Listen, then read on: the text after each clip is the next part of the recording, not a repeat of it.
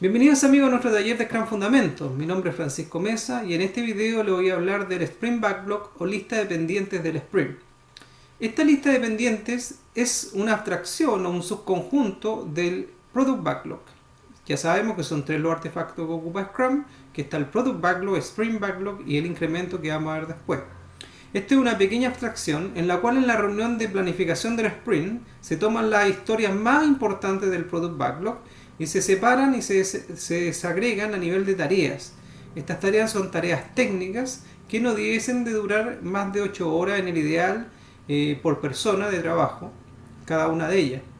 Estas tareas tienen lenguaje técnico y van a nivel de equipo. ¿Ya? El equipo de desarrollo es quien las lleva, las confecciona, debido a que son los responsables de llevar el Sprint Backlog y cumplir con la meta del Sprint. Estas tareas pueden ser, por ejemplo, a distintos niveles: insertar campos en una base de datos, crear un formulario con método get, post, en nivel de host, o diseño web, mejoras web, botones y una serie de cosas. Todas estas tareas, incluyendo pruebas incluso, pruebas unitarias, integrales, de regresión, etc. Todas estas pruebas o estas tareas o estas cosas que se hacen pasan a ser parte de un pequeño plan que busca conseguir el objetivo del sprint, y el plan se denomina Sprint Backlog. La estimación, vamos a hablar un poquito de las estimaciones ahora que se ocupan. Yo genero las tareas en la segunda parte de la reunión. Una vez que las tengo generadas, tengo que estimar el esfuerzo que llevan. Hay varias técnicas para esto. Las más comunes son la T-Shirt, que es muy buena para equipos que están comenzando, porque es intuitiva, te separa en tres tipos de esfuerzo, que son camisas de tipo pequeño, mediano, grande. Y las pequeñas serían la S, mediana M y L large.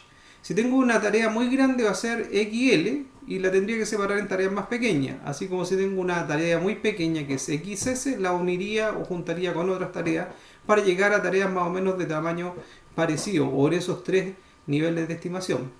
Tenemos que saber que todas las estimaciones en estos proyectos VUCA complejos no son perfectas ni son exactas. Por lo tanto, lo que se suele ocupar son puntos de historia que miden el esfuerzo a partir de la complejidad de cada tarea con comparaciones relativas. Es decir, por ejemplo, comparar una sandía con una manzana hace referencia a que la sandía es mucho más grande o es mucho más compleja de hacer, ¿ya? Y una manzana con una frutilla hace que la manzana es más grande que la frutilla. Entonces así uno estima y compara las tareas. Esta comparación funciona bien a nivel de cada equipo, pero hay una subjetividad relativa que hace imposible comparar las estimaciones de puntos de historia de un equipo con otro. Es decir, está mal cuando algún gerente o algún manager compara la cantidad de puntos de historia que hace un equipo y que hace otro para medir el rendimiento o productividad. Entonces lo que sí se puede hacer es comparar las mismas tareas dentro de un mismo equipo. Otra técnica que también se ocupa mucho para estimar es el Planning Poker. El Planning Poker viene derivado de una técnica tradicional en la cual se llama el método Delphi. Este método consiste en que tenemos por un lado los expertos que no se conocen entre sí, no pueden hablar entre sí durante el estudio, y por otro lado un coordinador que le manda un set de preguntas a los expertos. Los expertos responden eligiendo alternativas y dando la explicación de por qué eligieron la alternativa. Una vez que le vuelve al coordinador la respuesta, la ordena y se la vuelve a enviar a los expertos, quienes responden nuevamente, pero esta vez leyendo el argumento de los otros expertos. Algunos se cambiarán de respuesta porque el argumento les convenció, y así se itera n veces hasta llegar a un consenso en el cual dejan de cambiar la respuesta a los expertos. El tema de esto genera consenso, es muy positivo. El problema que hay es que en agilidad no podemos aplicarlo. Tenemos la reunión de planificación donde tenemos que hacer esto, que dura máximo 8 horas para un sprint de un mes. Por lo tanto, lo que se hace es que se reparte un grupo de baraja de cartas de Planning Poker que vienen de la serie de Fibonacci, que se ocupa porque es una serie exponencial en la cual yo puedo identificar rápidamente aquellas tareas que son mucho más complejas que otras, ya que va sumando los dos números anteriores para el siguiente. Por ejemplo, 0 sería 1 más 2 me da 3, 2 más 3 me da 5, luego viene 8, 13 y así sucesivamente. Ya el 20 entre 20 y 21 ya es algo muy grande, 40 una épica y 100 es algo casi imposible de hacer.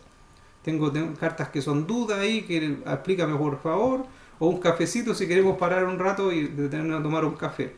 Estas cartas de Planning Poker funcionan del siguiente modo. Se dice la tarea que se va a estimar. Luego cada uno vota al mismo tiempo. Es importante que voten al mismo tiempo, que si vota uno primero que otro puede sesgar la muestra y cambiar lo que iba a votar originalmente. Y la gracia es que aquí el que votó el voto más alto, el que votó el voto más bajo, debe explicar por qué votó el más alto y el más bajo. Así entendemos y llegamos a un consenso. Por ejemplo, si estamos desarrollando una tecnología Java o .NET, imagínense que esto es Java y hay un experto en Java, él siempre va a estimar que se va a demorar mucho menos que alguien que no es tan experto en el equipo. Entonces, sin embargo, tienen que llegar a un consenso porque puede ser que la persona que no es tan experta tenga que hacer esas tareas en Java y va a ser muy distanciado y real la estimación. Permite aprender también entre los integrantes del equipo y generar un ambiente colaborativo. Luego, se vuelve a votar hasta llegar a un consenso o aproximarse la estimación. Bueno, eso fue el Planning Poker. Todas estas herramientas que estoy mencionando son herramientas que no son obligatorias dentro de la estimación. Otra cosa que sirve para seguir los equipos, que los equipos siguen, digamos, sería el gráfico Burden Chart, Burn Up Chart y el tablero Kanban. Eso es para hacer seguimiento a la implementación de las tareas mientras se está desarrollando el sprint. A continuación les voy a explicar lo que es un gráfico Burden Chart, que es una de las herramientas que se ocupan más en Scrum para hacer seguimiento a los objetivos del sprint, al cumplimiento dentro de un sprint. Obviamente esta es una herramienta voluntaria que no es necesario ni obligatorio hacer dentro de los equipos, debido a que los únicos artefactos obligatorios son el Product Backlog, el Sprint Backlog y el incremento. Sin embargo, es una herramienta que se suele utilizar mucho, debido a que informa inmediatamente los desvíos que hay con respecto al objetivo del sprint. ¿Cómo se entiende este gráfico? Es súper simple. En el eje de las abscisas, es decir, en el eje X que aparece aquí abajo horizontal, aparecen los días del sprint. En este caso estamos viendo un ejemplo con un sprint de 3 semanas, 15 días hábiles, de 1 a 15. Y en la vertical, en las ordenadas, se ve el esfuerzo, que por lo general se mide en puntos de historia. Si ven aquí hay del orden de 85 puntos de historia en total que se van a hacer dentro de este sprint de 3 semanas. Y si uno saca la cuenta, debería ir todos los días quemando tareas y haciendo, avanzando. Y esta línea roja representa lo planificado, lo ideal de lo que faltaría por hacer cada día.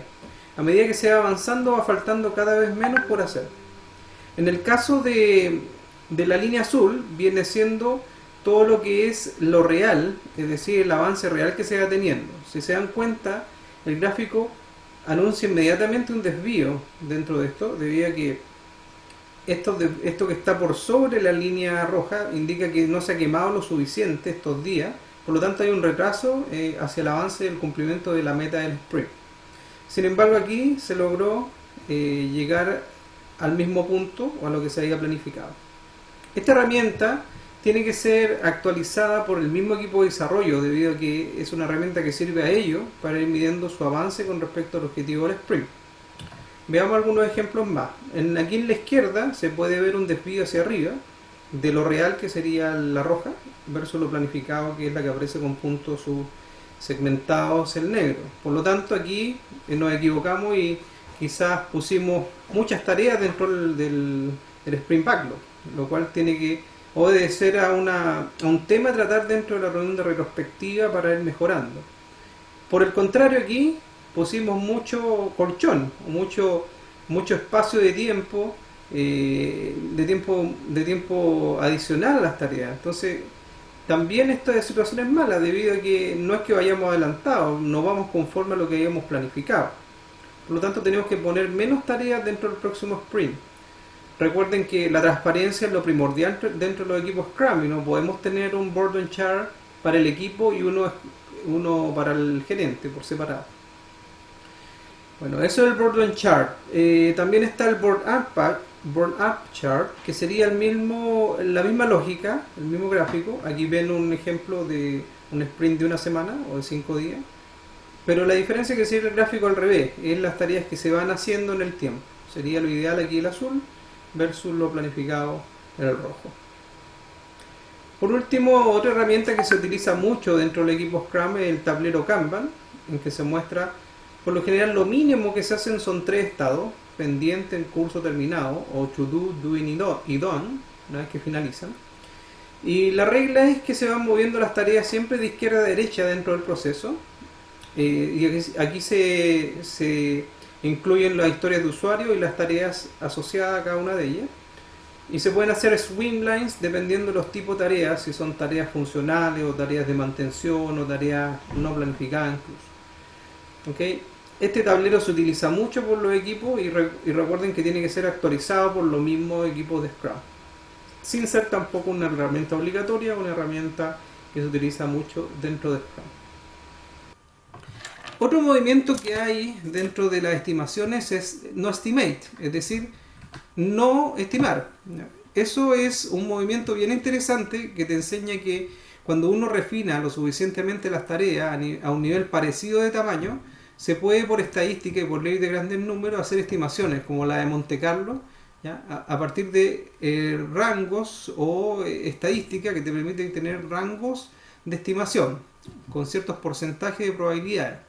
Ahora, esto yo lo recomiendo y sería lo ideal llegar a esto, pero para lograrlo tenemos que tener un equipo maduro que sepa refinar las tareas lo suficientemente bien y además evitar que tareas se queden mucho tiempo pegadas en un lugar, porque los outliers sesgan la muestra y ya no nos sirve la estimación. Por lo tanto, para equipos que están partiendo sería mejor ocupar alguna de las técnicas de estimación mencionadas anteriormente, como T-Shirt o Planning Poker, y ya cuando estemos más maduros llegar a utilizar no estimates. Bueno, eso sería, chicos. Los dejo invitados a nuestro taller de Scrum Fundamentos, el cual está muy bueno y pueden ir aprendiendo cada vez más. Y decirles también que es muy bueno mezclar Scrum con otros marcos de trabajo, por ejemplo Kanban, que ocupa el lead time o el cycle time, que son los tiempos que te demoras desde que te piden algo hasta que te lo entrega al cliente, que ese sería el lead time. Y para eso tienen que aprender temas de Kanban. Y Kanban es otro de los talleres que ustedes pueden ver con nosotros. Te dejamos invitados y seguimos en contacto en nuestro canal de YouTube. Hasta pronto.